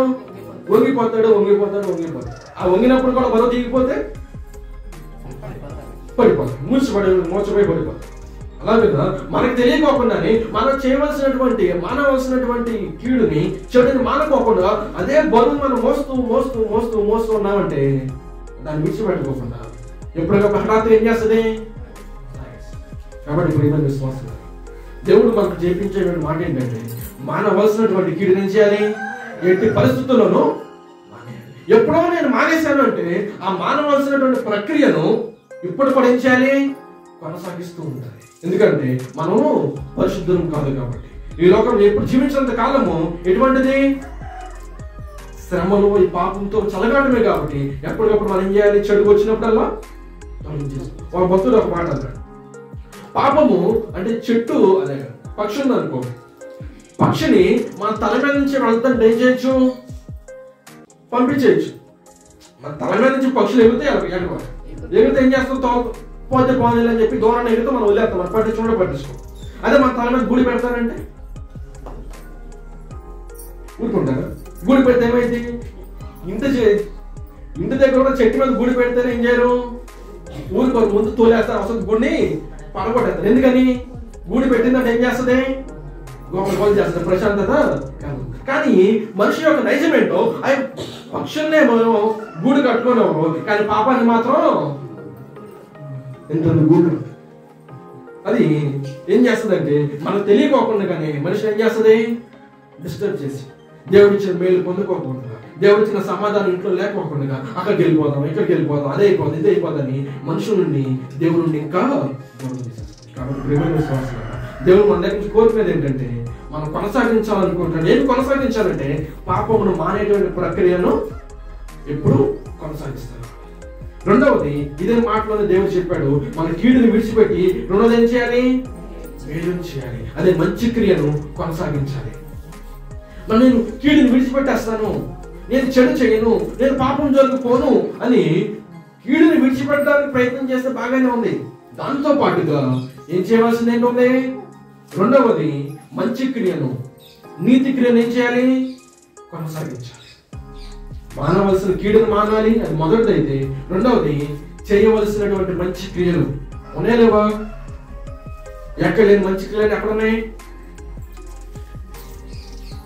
ఎక్కడ లేని కండిషన్ అని ఎక్కడ ఉన్నాయి? తెలుసా మీకు? మిగతా వాళ్ళకి కండిషన్స్ లేవు. వెళ్తే వెళ్తారు, అంత చూసుకుంటారో వెళ్ళిపోతారు. ఒకసారి వెళ్తాం, దర్శనం కొరకు వెళ్తాం, చూసుకోవడం, వెళ్ళిపోవడం. దాని కొరకు వెయిటింగ్ ఉంటుంది తప్ప అక్కడ ఉండేటువంటి అవకాశం ఎవరికి ఉండదు. కానీ క్రైస్తవులకు ఉన్న ఇదేంటి? వెళ్ళామంటే ఏం చేయాలి? మందిరానికి వెళ్ళామంటే అంతసేపు ఆడ కూర్చుంటాడు. పాస్టర్ గారు మొదలు పెట్టారంటే వదలదు, అలా అబ్బాయి కూడా మొదలు పెట్టారంటే వదలట్లేదు మంచి. కాబట్టి వెళ్తున్న తర్వాత ఎన్నింటికి వస్తున్నారు వాళ్ళు? ఎప్పుడు వెళ్దాం? పాటలో ఆరాధన వాక్యం ఆ చివరి వెళ్ళి అక్కడ మొహం కనిపించి ఆ పండుగలో ఏదో స్వీట్ అవుతుంది, ఆ స్వీట్ కూర్చున్నాం. అంతేగాని మనం దేవుని కొరకు ఏం చేయాలనుకోవట్లా? చేయవలసినటువంటి క్రియను మనం చేయడానికి ఇష్టపడాలి. అలా ఇష్టం లేకపోతే ఏమైపోద్ది? దేవుడు ఎంత మేలు తీసుకొచ్చింది మనకి ఉపయోగం కాదు. ఎందుకంటే దేవుడు చెప్పేది ఏంటంటే మానవలసినటువంటి కీడును ఎలాగైతే మానాలని దేవుడు కొనసాగించాలని ఎలాగైతే చెప్తున్నాడో, అదే రూపాయికి ఒక కాయిన్ అటువైపు ఇటువైపు బొమ్మ బొరుసున్నట్లుగా ఒక వైపు ఏమో మానవలసినటువంటి చెడును మానుతా ఉంటే, రెండో వైపు ఏం చేయాలి? చేయవలసినటువంటి మంచి క్రియ. ఎక్కడైనా మంచి క్రియలు ఇక్కడే ఉన్నాయి. అందుకని నిజంగా క్రైస్తవుడిగా జీవించే మనిషి అయితే, యేసు ప్రభు చెప్పినట్లుగా జీవించేటువంటి మనిషి అయితే వాళ్ళలో చిన్న లోపం కూడా కనుక్కోండి. ఎందుకంటే దేవుడు పెట్టినటువంటి వాక్యం ద్వారా కానీ ఆయన ఈ మనిషి ఏ రకంగా ఉండాలనుకుంటున్నాడో ఆ రకంగా మనిషి ఉంటే కనుక ఏ లోపము కనుగొనలేదు. ఎందుకంటే అన్ని రకాలుగా మంచిగా జీవిస్తాడు, మంచిగా మాట్లాడతాడు, మంచి ప్రవర్తన ఉంటుంది, మంచి క్యారెక్టర్ ఉంటుంది, మంచిగా చూపు ఉంటుంది, మంచి నడవడిక ఉంటుంది, మంచిగా దేవుని భయభక్తులు కలిగి ఉంటుంది. ఈ రకంగా అన్నిటినీ కలిగి ఉండాలంటే మనిషికి ఏమవుతుంది? భారం అవుతుంది. కానీ ఏం చేస్తాం? మనం చేయగలిగింది కొంత చేద్దాం, మిగతాది దేవుడికి అర్పించాలి. చిన్న పట్టగా ఆడుకుంటారు, ఇది దేవుడికి ఆట అన్నట్టుగా. అట్లాగా కొన్ని చేయవలసిన మనం చేద్దాం, మిగతాది ఏం చేద్దాం? దేవుడికి అర్పించాలి అన్నట్లు కనుక ఉంటే చాలా మంది ఒక మాటను అలసిగా తీసుకుంటారు. ఏ మాట అంటే దాదాసాగర్ పాడి చెప్పినట్టుగా, నేనిక సిద్ధంబుగా లేనని తెలిసినది గానని పరిశుద్ధాత్మే నన్ను కడకు సిద్ధపరచు అని ఈ యొక్క మాటని ఎలా వాడతారో తెలుసా? మీకు ఇప్పటికీ అర్థమైపోయి ఉంటారు. మనం చేయలేం కాబట్టి దేవుడు మనల్ని ఏం చేస్తాడు? సిద్ధపరచాడు. ఆయన సిద్ధపరచుకుంటాడు, ఆయన రక్షణ ఇచ్చాడు, ఆయన మనకు చనిపోయాడు, ఆయన మనకు ఏం చేస్తాడు? ఉచితం ఇచ్చేసి ఆయన మనం సిద్ధపరిచి చేసుకుంటాడని చాలా మంది బోధకులు కూడా అలాగే బోధిస్తుంటే నాకు ఆశ్చర్యం వేసింది. దేవుడు చెప్పేది ఏంటంటే, నువ్వు మానవలసిన కీడు నువ్వు మాను, చేయవలసిన మంచి నువ్వు చెయ్యి, అప్పుడు మిగతా దేవుడు చూసుకుంటాడు.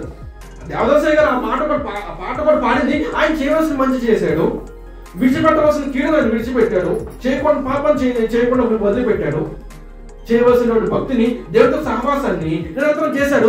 ఆయన అంత చేసినా కూడా పలికినటువంటి మాట అది. అంత భక్తి పరుడు ఇండు కూడా పలికిన మాట ఏంటంటే, ఇంత గొప్ప భక్తి పరుడని నాకు పరలోకంలో గ్యారెంటీ అని నేను చెప్పట్లేదు. ఇంత గొప్ప భక్తి ఎంతగా దేవుడితో నేను సహవాసం చేస్తున్నా, నేను పరలోకానికి వెళ్ళిపోతానని నాకు గ్యారెంటీ లేదు అబ్బాయి. అందుకని దేవుడు నన్ను సిద్ధపరచుకుని ఆయన నన్ను తీసుకెళ్తాడని ఆ యొక్క తగ్గింపు స్థితిలో ఆయన ఆ మాట పలికితే మనుషులు దాన్ని అలుసుగా తీసుకొని ఏం చేస్తున్నారు? ఆయనే చూసుకుంటాడు, ఆయనే తీసుకెళ్తాడు. ఆయన పర్వంటే ఏమిటి? నువ్వు ప్రేమ మన కొరకు చచ్చిపోయాడు కదా, కాబట్టి మన కొరకు ఏం చేయాలి?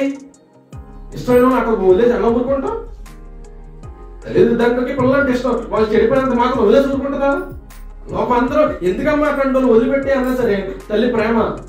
అలాగే అదే కోణంలో మనం ఏమనుకుంటామంటే, మనం దేవుడి కంటే ఎంతో ఇష్టం కదా, మనం ప్రార్థన చేసే దేవుడు మనకి మేలు చేశాడుగా, కాబట్టి మనం ఎట్లా ఉన్నా సరే దేవుడు ఏం చేస్తాడు?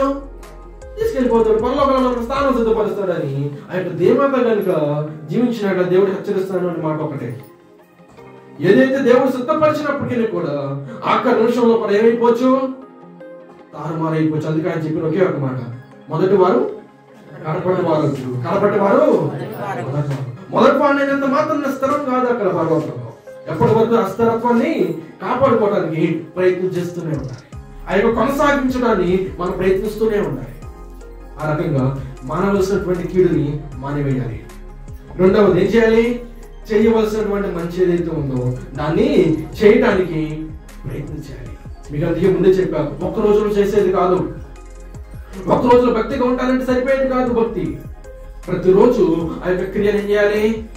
కొనసాగిస్తూ ఉండాలి, ముందుకు సాగుతూ ఉండాలి. అదే భక్తిలో కొనసాగుతూ మనం ముందుకు వెళ్తూ ఉండాలి. ఆ పోయిన సంవత్సరం నేను అంత భక్తి పడినా తెలుసా, నేను వాక్యం చెప్పుకున్నాను, నేను వాక్యం చెప్పాను, మంచి సాక్ష్యాన్ని కలిగి ఉన్నాను, మంచి భక్తి జీవితాన్ని కలిగి ఉన్నాను, దేవుని దర్శనంలో నేను చూశాను, ప్రభుకి నాకు ఎంతో సహవాసం ఉంది అని గత సంవత్సరం అనుభవం ఉందంటే మంచిదే అమ్మా, మంచిదమ్మా, నీ భక్తి చాలా మంచిది, దేవుడు నీకు దర్శనం ఇచ్చాడంటే ఎంతో గొప్ప భక్తి పడాలి అని మెచ్చుకోవచ్చు.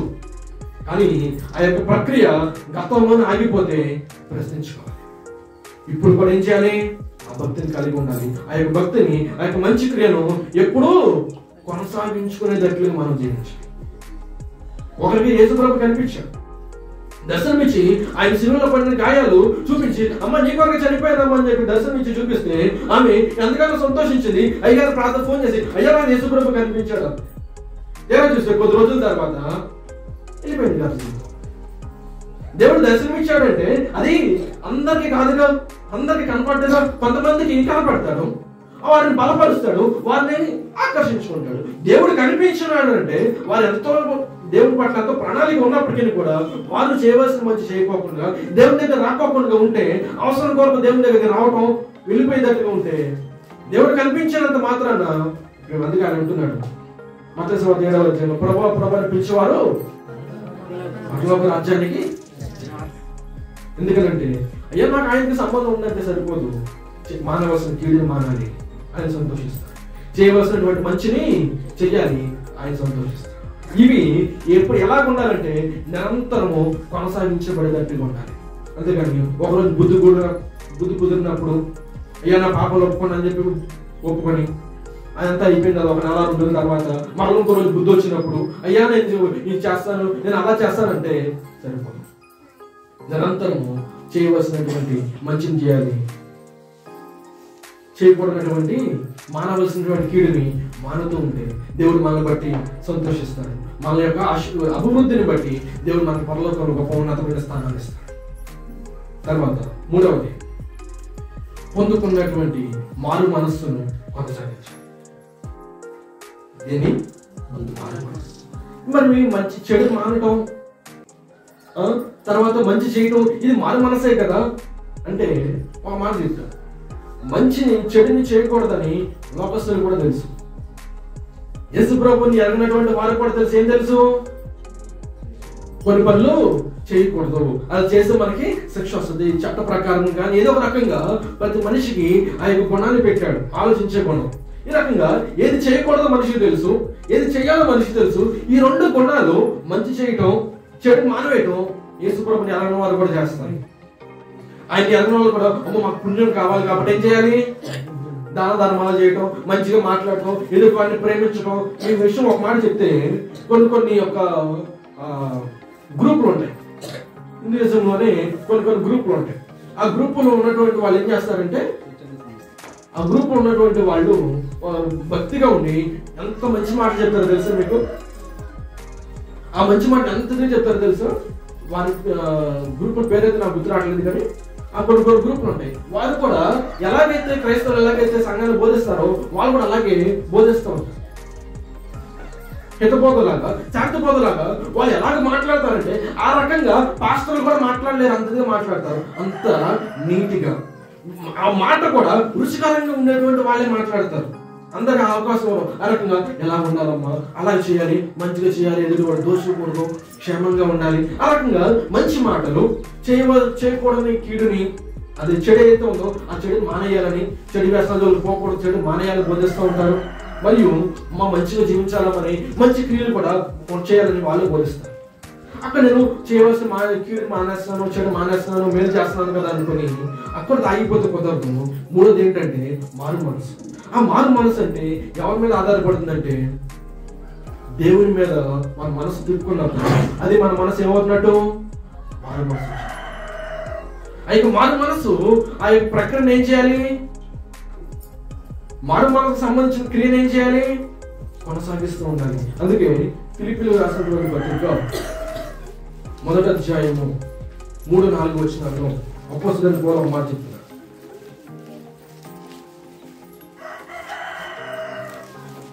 ఫిలిప్పీయులకు రాసినటువంటి పత్రిక 1వ అధ్యాయము 3-4 వచనాలు. మొదటి దినమున మొదటి దినము నుండి ఇది వరకు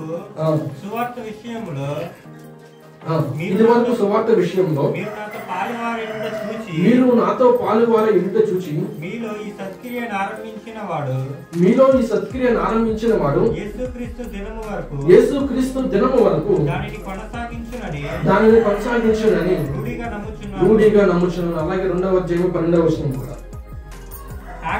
కాగా నా ప్రియులారా మీరు ఎల్లప్పుడూ విధేయులై ఉన్న ప్రకారము నా ఎదుట ఉన్నప్పుడు మాత్రమే కాక మరి ఎక్కువగా నేను మీతో లేని ఈ కాలమందును భయముతోను వణకుతోను మీ సొంత రక్షణను కొనసాగించుకోండి. ఏం చేయాలంట?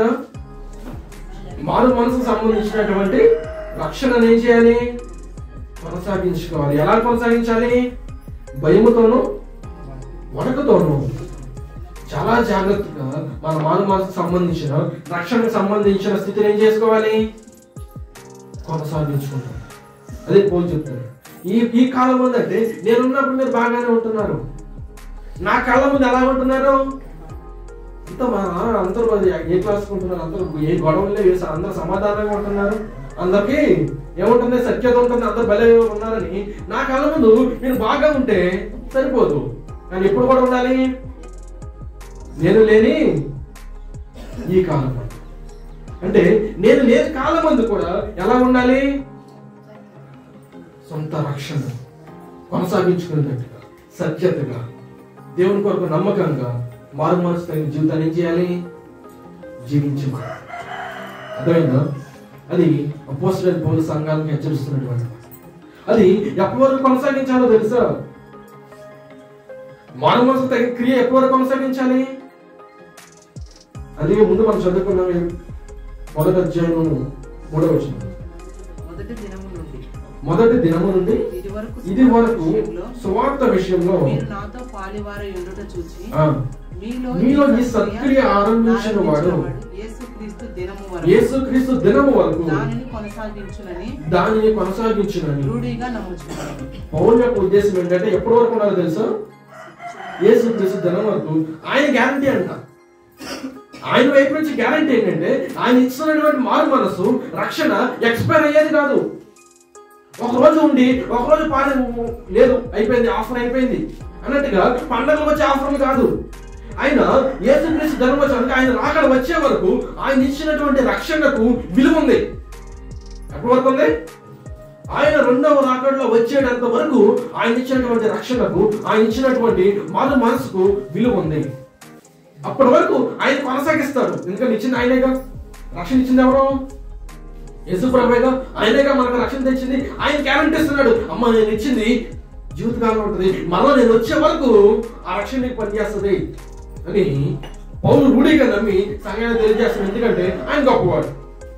కానీ ఆయన ఇస్తున్నటువంటి రక్షణను, ఆయన ఇస్తున్నటువంటి గొప్ప స్థితిని ఏం చేయాలి? మనిషి, మానవుడు ఏం చేయాలి? కొనసాగించాలి. అందుకే మరలా 2వ అధ్యాయంలోనే పౌలు అదే మాట చెప్తున్నాడు. అయ్యా యేసుప్రభు గ్యారంటీ ఇచ్చాడు. రక్షణ ఇచ్చినటువంటి రక్షణ ఎక్కడి వరకు ఉంటుంది? నిత్యము ఆయన 2వ రాకడలో వచ్చేటంత వరకు ఆయన ఇచ్చిన రక్షణకు సంబంధించిన విలువ ఉంది. ఆ 2వ రాకడలో ఏమవుతుంది? రక్షించబడి ఆయన వరకు నమ్మకం ఉన్న వాళ్ళు పరలోకానికి వెళ్ళిపోతారు. అప్పటి వరకు ఆయన గ్యారంటీ ఇస్తున్నాడు. అక్కడి వరకు నేను గ్యారంటీ ఉంటుంది, నేను వస్తాను, నేను మిమ్మల్ని తీసుకెళ్ళిపోతాను గ్యారంటీ ఇచ్చాడు. కానీ గ్యారంటీ ఇచ్చినాక సంఘానికి పౌలు చెప్పేది ఏంటంటే నా కాలం ముందు మీరు బాగానే ఉంటున్నారు, నేను లేని కాలంలో కూడా మీరేం చేయాలి? రక్షణను కొనసాగించుకోవాలి. రక్షణను కొనసాగించాలి. ఎప్పటి వరకు అంటే బోధించేటువంటి పౌలు శాశ్వతంగా ఉండడం. కొంతకాలం బోధిస్తాడు, కొంతకాలం తర్వాత వేరే చోటికి వెళ్తే, లేకపోతే వెళ్ళిపోతే పర్వకానికి వెళ్ళిపోతాడు. కానీ బోధించినటువంటి బోధ అలాగే ఉంటుంది. విన్నటువంటి విశ్వాసులు ఏం చేయాలి? ఆ బోధను, ఆ రక్షణకు సంబంధించినటువంటి రక్షణ బోధన ఏం చేయాలి? కొనసాగించాలి. అలా కొనసాగించుకోకుండా మనం కనుక వదిలిపెట్టేసాం అనుకో, ఎప్పుడు పొందుకున్నావు రక్షణ అంటే ఎప్పుడో పొందుకున్నావులే, అందరికీ నేను సీనియర్ తెలుసా, నేను పెద్దలు తెలుసా, సంఘ పెద్దని, నేను సీనియర్ని అన్నట్లుగా మనం కనుక గొప్పలు చెప్పుకున్నట్లుగా రక్షణ స్థితిలో మన గొప్పలు చెప్పుకుంటున్నాం అనుకో, ఏమవుతుంది? పరిస్థితి ఏమైంది? ఎప్పుడు పడుతున్నావు కూడా తెలియనట్లు.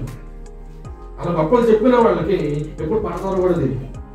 అందరూ మేము బాగానే ఉన్నాం అనుకుంటాను. నేను రక్షణ పొందుకున్నాను కదా, ఎప్పుడో పొందుకున్నాను, ఇప్పుడు మళ్ళీ కొనసాగించడం అంటాడేంటి?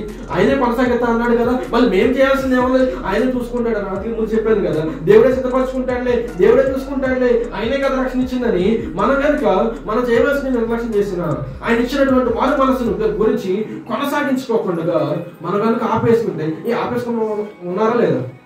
మారు మనసు పొందుకొని లోకంలో కలిసిపోయే వాళ్ళు ఉన్నారా లేదా? ఎంతో మంది ఉంటారు. దేవుడు ఇచ్చిన రక్షణ పొందుకున్నారు. అయ్యా నిన్ను నమ్ముతామన్నారు, రక్షించబడ్డారు, బాప్తిసం పొందుకున్నారు, ఆయన సంఘానికి వస్తున్నారు. ఒకరోజు అయిపోతున్నారు, లోకంలో కలిసిపోతున్నారు. అందుకని సంఘానికి పౌరులు హెచ్చరిస్తున్నారు. దేవుడు కూడా సంఘానికి హెచ్చరించేటువంటి మాట లేదు. మీరు మారు మనసు పొందుకున్నారు కాబట్టి ఇప్పటివరకు బాగానే జీవించారు. ఎక్కడి నుంచి కూడా ఏం చేయాలి? మారు మనసు సంబంధించిన క్రియను కొనసాగించాలి. మారు మనసు తగినటువంటి స్థితిని నిలబెట్టుకుంటూ కొనసాగించుకుంటూ ముందుకు వెళ్ళాలి, కానీ వదిలిపెట్టేయకూడదు. ఆ తర్వాత చూద్దాం, ఇప్పుడు సంవత్సరం అయిపోయిన తర్వాత ఇంకొద్ది రోజుల తర్వాత కొద్ది రోజులు గ్యాప్ తీసుకొని మన తర్వాత వద్దామని అని ఆన్ అండ్ ఆఫ్గా మనం ఉండకూడదు. కానీ మారు మనసుకు సంబంధించినటువంటి క్రియలు మనం చేయాలి, ఎల్లప్పుడూ చేస్తూనే ఉండాలి. ఎప్పటి వరకు అంటే ఆయన వచ్చేటప్పుడు అలా చేస్తూ ఉంటే దేవుడు మనల్ని బట్టి సంతోషిస్తాడు. నేను చెప్పింది వీళ్ళు వింటున్నారు. ఆయన చెప్పింది ఏంటి? వీడు మాని మేలు చేయాలి. అమ్మని మాట వింటున్నారు. తర్వాత ఇచ్చినటువంటి రక్షణ ఏం చేస్తున్నారు? కొనసాగించుకుంటున్నారని దేవుడు మనల్ని బట్టి సంతోషిస్తాడు. తర్వాత చివరిగా 4వది, దేన్ని కొనసాగించాలి అంటే మేఘం ఎక్కాలనే ఆశను కొనసాగించాలి. దేన్ని కొనసాగించాలి? అందరికి కొంత ఆశ. ఏరోప్లేన్ ఎక్కాలంటే ఆశ ఉండొచ్చు లోకానికి. ఎప్పుడు ప్లేన్ ఎక్కుతాము. ఇంకా చాలా మందికి ఆశ కూడా గతంలో తీర్చారు. అది ఎలాగంటే ఒక వ్యక్తి ఉన్నాడు, ఆ వ్యక్తి పేరైతే నాకు గుర్తులేదు, కానీ ఇండిగో ఏరోప్లేన్స్ అనమాట, ఇండిగో అనమాట. తను స్థాపించి లేబర్ తన ఊరిలో ఉన్నటువంటి జనాన్ని అతి తక్కువ ఖర్చుతో ప్రయాణం చేయించాడు విమానం. ఈ రకంగా ఎంతో మందికి విమానం ఎక్కాలి, గొప్ప అందరూ ఎక్కుతున్నారు అనేటువంటి ఆశ ఉండొచ్చు. కార్లు తోలుతున్నారు కాబట్టి మనం కార్లు వెళ్ళాలని ఆశ ఉండొచ్చు. కానీ ప్రతి సంఘానికి, సంఘంలో ప్రతి విశ్వాసకి ఏ ఆశ ఉండాలి? మేఘం ఎక్కాలని ఆశ ఉండాలి. ఉందా మీకు? ఉందా? ఎప్పుడుంది ఆశ? నేను అనుకుంటాను, రాకడ సంస్థ పెట్టినప్పుడు నవంబర్ మాసంలో రాకడ పండుగలు పెట్టుకుంటాం కదా, ఆ మాసం మొత్తం ఏం చేస్తాం?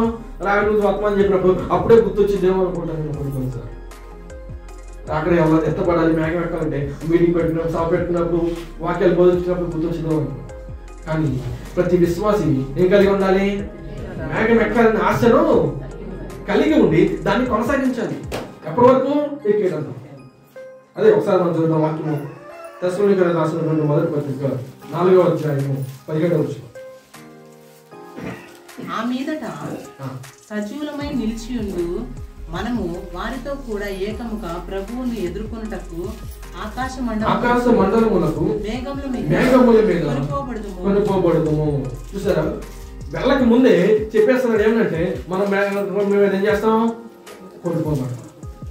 మేఘం మీద మనం కొనుక్కోబడతామని సంఘానికి, ఇక పౌలు తెస్సలోనికీ సంఘానికి చెప్తూ ఉంటాడు. మనం వెళ్ళిపోతాం, గ్యారెంటీ. బయట పాడుతాడు, మీరు దేవుడు చెప్పింది మీరు చేయండి, కీడు మానండి, మేలు చేయండి, తర్వాత మారు మనసు కలిగి మీరు జీవించండి, రాకడ కొరకు తగిన ఆలోచన కలిగి. అందుకే మనం జనసేన కూడా రాకడ ప్రాంతంలో మాట చెప్పారు. ఏమని? ఏ పని చేస్తున్నాం?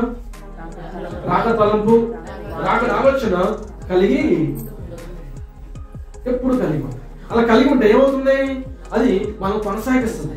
మనం ఆ యొక్క గురి కలిగి ఉన్నప్పుడు దాన్ని బట్టి మనం జీవించగలుగుతాము. ఒకసారి మనకి హెబ్రీయులకు రాసినటువంటి పత్రిక 12వ అధ్యాయము 2వ వచనం.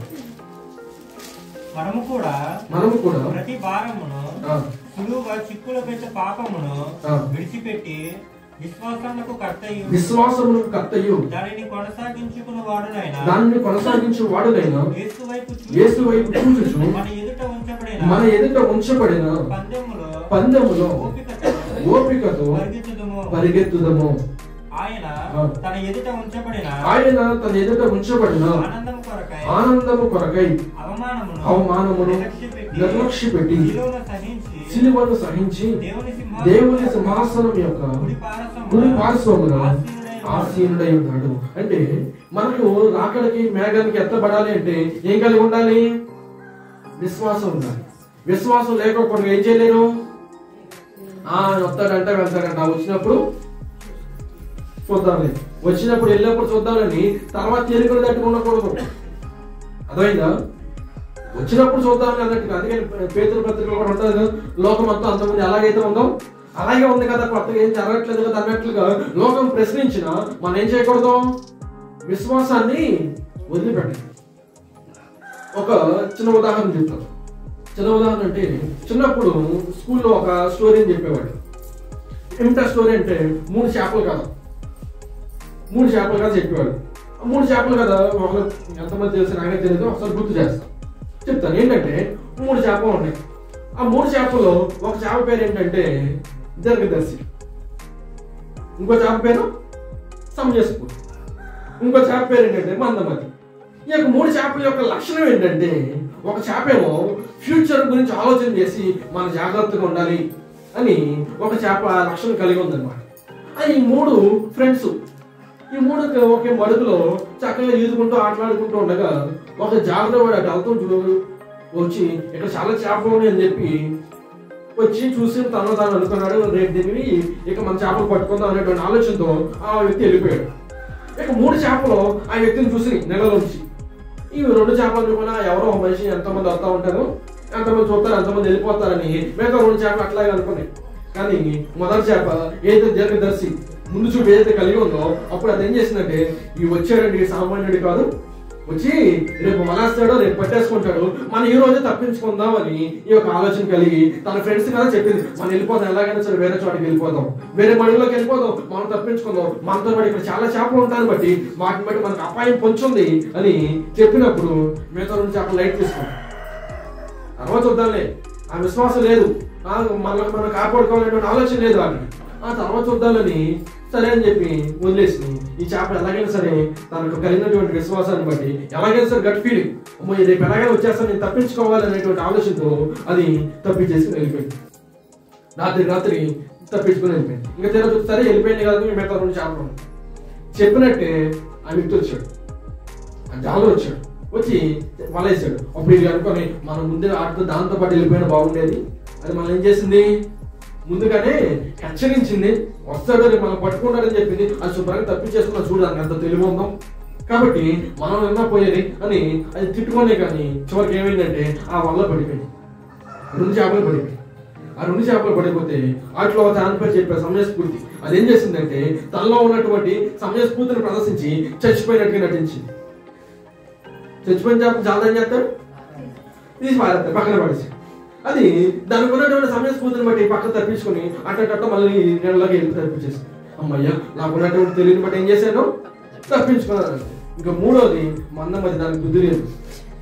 ఏం చేసిందంటే గిలగల కొట్టుకుంటుంది. ఏం చేస్తాడు, గిలగల కొట్టుకుంటుంటే రాయేసి తల మీద పడు. గిలగలు పట్టుకున్నా పట్టుకోలేం కదా, బొట్లో ఆగదు, సంచు చిరిగిపోద్ది, తల మీద పక్కన కొట్టాడు, దేనిపోయింది, చచ్చి. ఇప్పుడు ఈ యొక్క 3 కేటగిరీలో ఎవరు ఏ కేటగిరీలో ఉన్నారో ఆలోచించి, దేవుడు మనకి హెచ్చరించేది ఏంటంటే నేను వస్తాను, నేను త్వరగా వస్తున్నాను, మీరు జాగ్రత్తగా ఉన్నాడని దేవుడు హెచ్చరిస్తున్నాడు. లోకంలో పరిస్థితులు కూడా ఆ దేవుడు చెప్పిన మాటలు తోడపరుస్తున్నాయి. లోకం మొత్తం, కాలం మొత్తం పరిస్థితులన్నీ కూడా వ్యతిరేకమైపోయి, అనారోగ్యాలు పెరిగిపోయి, ఉగ్రత పెరిగిపోయి, ఈ రకంగా మనిషి జీవించడానికి సరైన సానుకూలత లేకుండా ఆయన ఎప్పుడు వస్తాడా అని ఎదురు చూడటానికి లోకం మొత్తం హెచ్చరిస్తుంది. అదే గుర్తులు మనం చెప్పుకున్నాం. ఆ గుర్తులు గుర్తు చేస్తా ఉంటున్నాయి. కానీ వాటిని గమనించి ఆయన వస్తాడు కాబట్టి నేను సిద్ధపడాలి, నేను మేఘం ఎక్కాలి అనేటువంటి ఆలోచన, అనేటువంటి విశ్వాసము ఎంతమంది కలిగి ఉన్నారో ఆలోచించి అనుకోవచ్చు. ఆ సమయస్ఫూర్తి 2వ చేప ఉంది కాదు, చివరి నిమిషంలో బయటపడిందిగా, చివరి నిమిషంలో తప్పించుకుందిగా అంటే ఆ అవకాశము అన్నిటికీ కుదరదు. అందరికీ అవకాశం లేదు, తప్పించుకోవడానికి అవకాశం. కాబట్టి ప్రియమైన విశ్వాసులారా, దేవుడు మనకు నేర్పించేటువంటి పాఠం ఏంటంటే మనం కొనసాగించాలని కోరుకుంటున్నాడు. మనలో ఉన్నటువంటి ఇవన్నీ మనం చెప్పినవి మనకు తెలిసినవే, మనలో ఉన్నటువంటివే. చెడు మనలో ఉంది, మంచి చేయాలని, మేలు చేయాలని ఆలోచన దేవుడు మనతో బోధిస్తూనే ఉన్నాడు. మారు మనసు పొందుకొని ఆయన వైపు తిరిగిన వారు ఉన్నారు. ఆయన రాకడ మేఘం ఎక్కాలని ఆలోచన కలిగి ఉండి రాకడ ప్రసంగాలు చేసుకొని రాకడ వరకు ఎదురు చూస్తున్న వాళ్ళు ఉన్నారు. ఇవన్నీ దేవుడు మనలో పెట్టాడు. వాటిని ఏం చేయాలి, కొనసాగించాలని కోరుకుంటున్నాను. కొత్త దానికి వెళ్లే ముందు, కొత్తగా అభివృద్ధి చెందే ముందు, కొత్తగా మరింత దీవెనలు, మరింత గొప్ప ఆత్మీయ వరాలు పొందుకునే ముందు బేసిక్, ఈ 4 బేసిక్ అనమాట ప్రతి క్రైస్తవ విశ్వాసం. ఈ 4 బేసిక్ ని మనం చేస్తున్నప్పుడు 4 దిక్కులు ఎలాగైతే భూమికి సూచిస్తూ 4 మేజర్ దిక్కులాగా ఎలాగైతే ఉన్నాయో, ఈ 4 ప్రతి క్రైస్తవ విశ్వాసం కలిగి ఉన్నప్పుడు ఏమేమి కలిగి ఉండాలి, ఏమేమి కొనసాగించాలి? కీడుని, మానవలసినటువంటి కీడుని ఏం చేయాలి? మానివేయడానికి దాన్ని కొనసాగించాలి. మానివేసేటువంటి ప్రక్రియను కొనసాగించాలి. రెండవది, చేయవలసినటువంటి మంచిని చేయడానికి కూడా, ఏదో అడపా గుర్తొచ్చినప్పుడు మంచి చేస్తానంటే కుదరదు, కానీ ఎల్లప్పుడు ఏం చేయాలి? మంచిని కొనసాగిస్తూ ఉండాలి. మూడవది ఏం చేయాలి? మారు మనస్సుని ఏం చేయాలి? ఎప్పుడో పొందుకున్నాను కదా అనేటువంటి కుదరదు, కానీ ఎప్పటికప్పుడు ఫ్రెష్ గా పొందుకున్నట్లుగా, ఇదే 10వ సంవత్సరం అన్నట్లుగా ఏం చేయాలి? ఎప్పటికప్పుడు ఆ యొక్క ఆత్మీయతలో, ఆ యొక్క మారు మనసు విషయంలో జీవించే వారంగా ఉండాలి. ఆ మారు మనసుని కొనసాగించే వారంగా ఉండాలి. తర్వాత 4వది ఏం చేయాలి? మేఘమెక్కాలనేటువంటి ఆశ, ఆ విశ్వాసాన్ని మనం కలిగి ఉండాలి. ఆ విశ్వాసం వచ్చినప్పుడు సిద్ధపడిన వెళ్తాం వెళ్ళమనేటువంటి అవిశ్వాసంగా ఉండకోకుండా విశ్వాసాన్ని కలిగి ఉండి మేఘమెక్కాలి అనేటువంటి ఆశ, ఆతురత, ఇక దాన్ని ఏం చేయాలంటే నిరంతరము కొనసాగిస్తూ ఉండాలి. అలా కొనసాగించిన మిగతా ఆటోమేటిక్గా దేవుడు ఇస్తాడు. మనకు శ్రమల నుంచి, బాధల నుంచి, ఇబ్బందుల నుంచి అన్ని ఆయన చూసుకుంటాడు. మనం చేయవలసిన మనం చేస్తే ఆయన తెచ్చిపెట్టి మనకి వాగ్దానం ఎలాగైతే మనం ఎదురు చూస్తున్నామో మనకు కావాల్సిన వాగ్దానం దేవుడు ఇస్తాడు. చాలా మంది అనుకుంటారు దేవుడు వాగ్దానం ఇస్తున్నాడు, కార్డులో తీసుకుంటారు కదా, ఏది ప్రింట్ చేసిన కార్డులే కదా, అది నిజంగా దేవుడు వాగ్దానమేనని ఇప్పుడు డౌట్ వచ్చిందా మీకు? రాలేదు. మంచోడు, చాలా మంచి. చాలా మంది ఏమనుకుంటారంటే దేవుడు ఏదో ఎవరో ప్రింట్ చేస్తారో, ప్రింట్ చేసేది ఎవరో, ఆ ఒక వాగ్దానం ఏదో కవర్లో వచ్చింది, అది మన కొరకే గ్యారంటీ ఏంటి అన్నట్లుగా అనుకుంటే, ఆ నెగిటివ్ కనుక ఆలోచనలో కనుక ఉంటే అది మనకు అర్థం కాదు. కానీ ఒకసారి కనుక దేవుడు మనకి ఇచ్చినటువంటి వాగ్దానం కనుక ఆలోచన చేసి దాన్ని బట్టి కనుక మనం సిద్ధపడితే మనకి ఒకటి, మన గతంలో మనం ఏదైతే ప్రార్థన చేస్తున్నామో దానికి సంబంధించినటువంటి వాగ్దానం అయి ఉండొచ్చు, లేదా ఈ సంవత్సరము జరగబోయేటువంటి వాటి గురించిన నూతనమైనటువంటి మనకు తెలియనటువంటి భవిష్యత్తును గురించినటువంటి వాగ్దానమైన అయి ఉండొచ్చు. మన విశ్వాసంతో దేవుడిచ్చిన వాగ్దానాన్ని పొందుకొని దాని కొరకు మనం నమ్మకంగా ఆయన ఇచ్చిన వరాలను, ఆయన ఇచ్చినటువంటి బహుమానాలను, ఆశీర్వాదాలను మనం పొందుకోగలుగుతాం. దానికంటే ముందు మనం చేయవలసినవి మనం చేసి మనం సిద్ధపడాలి. మనం సిద్ధపరచుకోకుండా, మనం సిద్ధపడకోకుండా ఆయన వస్తాడు వెళ్తాడంటే నేలని సిద్ధపరిస్తేనే, విత్తనం వేస్తేనే, దాన్ని చదును చేసి దాన్ని దొంగకొట్టి మంచిగా చదును చేసి దాన్ని విత్తనం వేస్తేనే వర్షం వచ్చినప్పుడు ఫలించింది. లేకపోతే ఏమొస్తుంది? ఫలింపు రాదు. మొక్క అయితే వస్తుంది. అదే మొక్క అయితే ఏ మొక్క అయితే? పిచ్చి మొక్క. ఎందుకు పనికిరాని తుమ్మ చెట్లు, మూల కంపలు ఎన్ని చెత్త చెదారం. కాబట్టి దేవుడు అందరిని ఆశీర్వదించడానికి ఇష్టపడుతున్నాడు. అందరి మీదకి ఆయన ఆశీర్వాదం వస్తుంది. కానీ ఎవరైతే తమ నేలను చదువు చేసుకొని చక్కగా దున్నుకొని చక్కగా విత్తనాన్ని, వాక్యం అనే విత్తనాన్ని నాటుకొని ఎలాగైతే వాక్యాన్ని బట్టి జీవించాలనేటువంటి తప్పని ఎవరైతే కలిగి ఉంటారో అప్పుడు ఆయన ఆశీర్వాదాలు వచ్చినప్పుడు వాళ్ళు ఫలిస్తారు. అలా ఫలించుకోకుండా, అలా చేయకోకుండా ఉన్నవాళ్ళు ఆ వస్తా దేవుడు ఎత్తాడో చేస్తాడు, తర్వాత చేస్తాడని నిర్లక్ష్యంగా కనుక ఉన్నటువంటి వారికి దేవుని ఆశీర్వాదము వచ్చిన ఆయన ఎవడు ఎందుకంటే సిద్ధపడలేదు. కాబట్టి ప్రేమ విశ్వాసం దేవుడు మనకి నేర్పించేటువంటి భాగము నూతన సంవత్సరంలో మనం చేయవలసిన దేవుడు నేర్పించాడు. అవన్నీ చేస్తూ ఉన్నవే మరలా కొనసాగించాలని దేవుడు మనకు తెలియజేస్తున్నాడు. ఒకవేళ కనుక మనం చేయకోకుండా కనుక ఆగిపోతే ఏం చేయాలి? ఇప్పుడన్నా మొదలు పెట్టాలి. ఈ 4 క్రియలు ఏదో మనం చెప్పుకున్నాము, కీడుని విడిచిపెట్టడము, చెడుని విడిచిపెట్టడము, మంచి చేయటము, మారు మనస్సు కలిగి ఉండటం, కొనసాగించడం, తర్వాత మేఘమెక్కవాలని ఆశ కలిగి ఉండటం, ఈ 4 గతంలో చేసిన ఎడలా దాన్ని కొనసాగించాలి. అలా ఎవరైతే ఇంకా చేయకోకుండా, పట్టింపు లేకోకుండా ఉన్నారో వాళ్ళు ఇప్పుడన్నా ఏం చేయాలి? మొదలు పెట్టాలి. కాబట్టి ప్రియమైన విశ్వాసులారా, దేవుడు మనకి ఇచ్చేటువంటి భాగ్యం పొందుకోవాలంటే ఆయన కొరకు మనం చేయాల్సి మనం చేస్తే ఆయన మనం తగిన దీవెనను, ధన్యతను మనకు తెలియజేస్తాడు. అటు ధన్యత దేవాలయం మనం దయచేయను కాక. మమ్మల్ని నువ్వు మాకు అందించినటువంటి వర్తమానం బట్టి నేను స్తుతించున్నాను.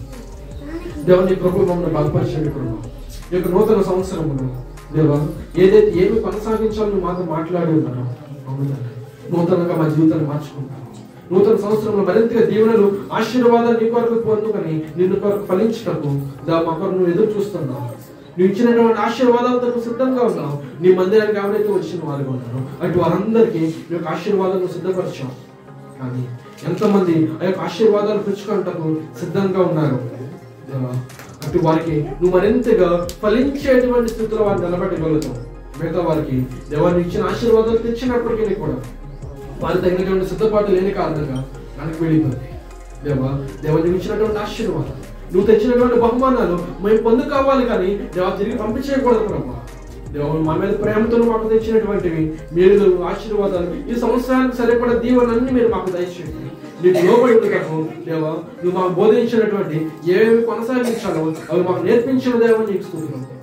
దేవా చెడుని మానేది మేలు చేయొచ్చు దేవ మన మనస్సుని క్రియలు కొనసాగించి రక్షణ అంతస్తుని అభివృద్ధి చెందుటకు మెక్కాలని ఆశను దేవ ప్రతి ఒక్కరు కొనసాగించినట్టుగా ప్రతి ఒక్కరి తన దీవెన ధన్యత ఆశీర్వాదాలు దయచేయమని నీ ఆత్మతో ప్రతి ఒక్కరిని నింపి బలపరిచి మీరు మహిమ పొందుకొని త్వరగా రాని యేసు నామములో అడిగి వేడుకొని పొందుకొని ఉన్నాము తండ్రి.